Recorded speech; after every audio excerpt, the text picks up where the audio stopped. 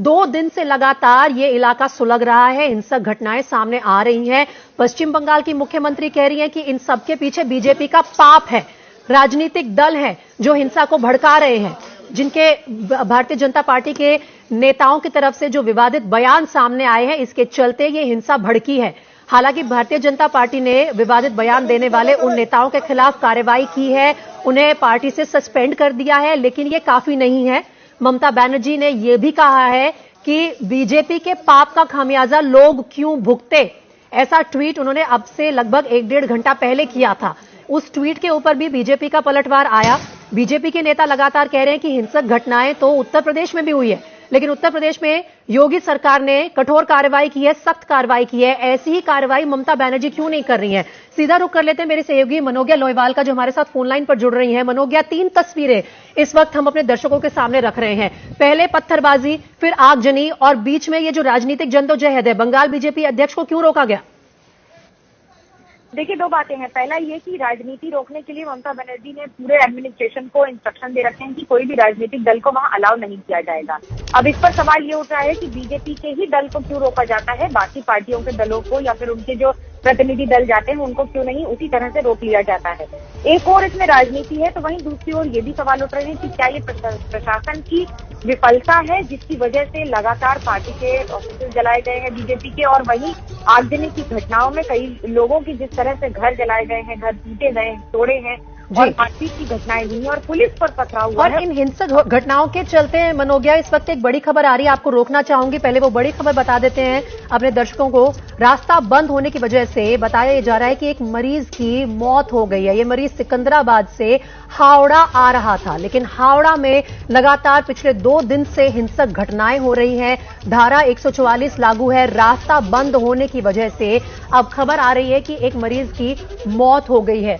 ये मरीज सिकंदराबाद से हावड़ा जा रहा था और यहां पर हिंसक घटनाओं के चलते रास्ता बंद कर दिया गया था और उसके बाद एक मरीज की मौत हो गई है। मनोज्ञा, बेहद दुखद खबर है। देखिए, हिंसक घटनाएं एक तरफ है, लेकिन मरीज को इलाज समय से नहीं मिल पाया, उसकी मौत हो गई।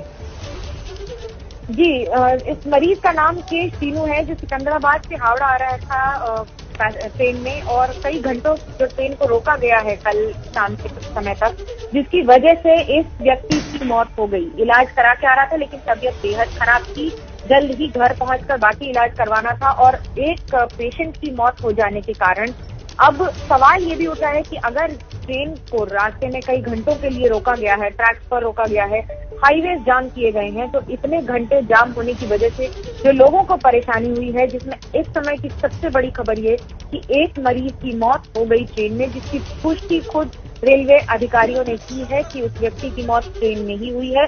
मरीज का इलाज चल रहा था और उसके साथ साथ घंटों ट्रेन रोके जाने की वजह से दिक्कत हुई है, जिसकी वजह से ये मौत के कारण बताए जा रहे हैं रेलवे की ओर से। और शायद इसी का इशारा भी करी थी मनोज्ञा ममता बनर्जी, जब उन्होंने कहा कि लोग क्यों खामियाजा भुगते, लेकिन खामियाजा तो लोग भुगत रहे हैं। एक मरीज की मौत हो गई ट्रेन में क्योंकि उन्हें इलाज समय से नहीं मिल पाया। बहुत लंबे समय तक ये ट्रेन फंसी हुई थी, हावड़ा नहीं पहुंच पा रही थी। मनोज्ञा, इस वक्त स्थिति क्या है? हावड़ा से जो ये तस्वीरें आ रही हैं, ये चिंताजनक है। अब आगजनी की घटना हुई है वहां पर। देखिए, धारा 144 लागू है। राजनीतिक दल अब इस पर ये एक दूसरे पर आरोप लगा रहे हैं कि इसका जिम्मेदार कौन। तृणमूल सुप्रीमो और मुख्यमंत्री ममता बनर्जी ने सीधा निशाना बीजेपी पर साध दिया है, कहते हुए कि बीजेपी के पापों का भुगतान आम जनता लोग क्यों करेंगे और लोग क्यों इसका खामियाजा भुगतेंगे। लेकिन वहीं दूसरी ओर बीजेपी का कहना है कि पार्टी ऑफिस पार्टी के तोड़े जा रहे हैं बीजेपी के, जिसका सीधा सवाल तृणमूल कांग्रेस पर उठता है, क्योंकि सरकार बंगाल में टीएमसी की है और लॉ एंड ऑर्डर यानी कि कानून व्यवस्था हर हाल में राज्य सरकार के पास है। तो ऐसे में अगर कानून व्यवस्था बिगड़ रही है तो इसकी जिम्मेदारी किसकी है? बिल्कुल, लेकिन इस वक्त लगातार जो तस्वीरें आ रही है मनोज्ञा, वो बेहद चिंताजनक है। आपसे अपडेट्स हम आगे भी लेते रहेंगे।